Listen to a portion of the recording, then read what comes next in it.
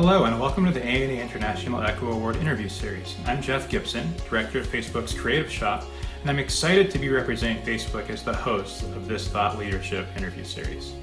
For 90 years, A&A Echo Awards have recognized what matters most in marketing, generating business outcomes that wow in their data-inspired strategy, creativity, and results. Only a few dozen agency and client teams each year get to be gold, silver, and bronze Echo Award winners, and they all have a powerful story to tell. This series allows us to dive deeper into their stories. At Facebook, the one thing that any great piece of work must do is grow business. But we also look to develop ideas that marry technology and creativity in innovative ways that result in an idea or solution that truly is built for people. We're thrilled to support the Echo Awards and celebrate this year's winners and their exceptional work at the intersection of creativity and technology. In this segment, we'll feature Chris Combemale, CEO of DMA Group. Chris is the Group CEO of the Data and Marketing Association in the UK. The DMA represents over 1,000 members, drawn from the UK's data and marketing landscape, and seeks to guide and inspire industry leaders to advance careers and to nurture the next generation of aspiring marketers. Let's hear from Chris. In this era of AI and machine learning, we've actually started to talk about what we call intelligent marketing. And our position as the DMA UK is to be the driving force of intelligent marketing, which has four key pillars. Data, of course, incredibly important.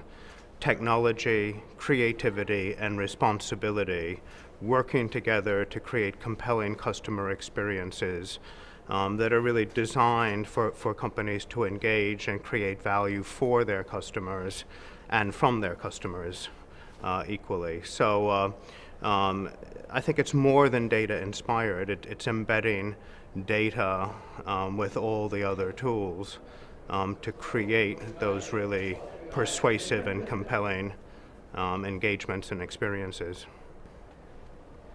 Of course, I can only speak about what our members talk to us about. And I think the biggest issue for some time has been correct attribution modeling and understanding what really is influencing the purchase decision. There was a time 10, 15 years ago where a lot of attribution was just first click or last click attribution.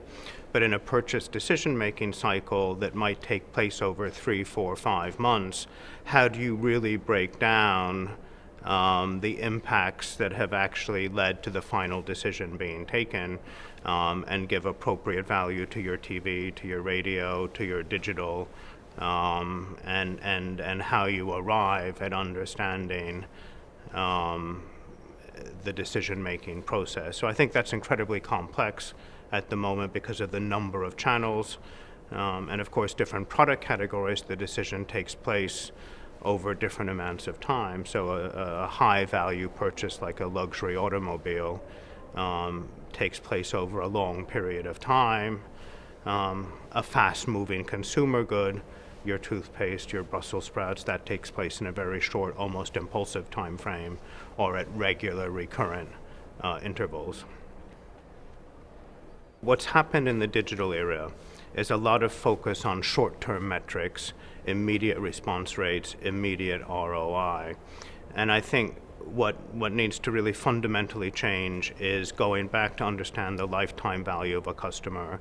Who are your best customers within your franchise? Typically in most businesses, the Pareto principle applies, which is essentially says that 80% of your profits are derived from 20% of your customers. So who are those customers? What do they look like? What are their behaviors? Where can you find them?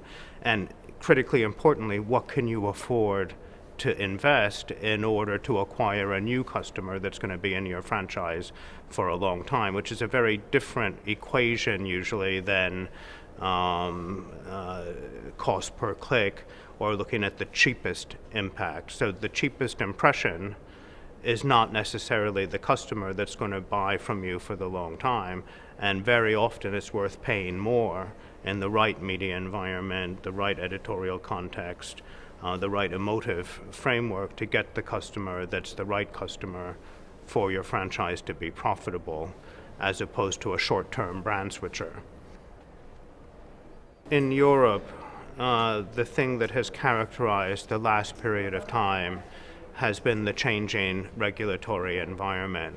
And we track brands' attitudes to GDPR in particular, and have done since long before the implementation date of May 2018.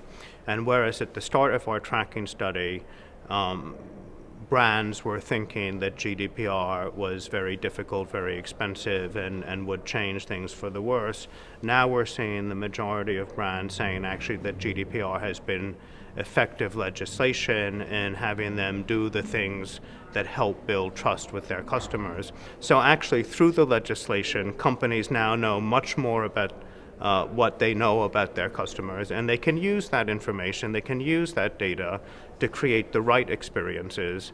And by doing that, we're seeing shifts in the metrics where customers are starting to become more confident in the data-driven future, because they are starting to believe that companies are actually doing a better job, not just on how they use the data and how they collect it, but also the security of the data, and ensuring that there are less data breaches in the future than there have been historically.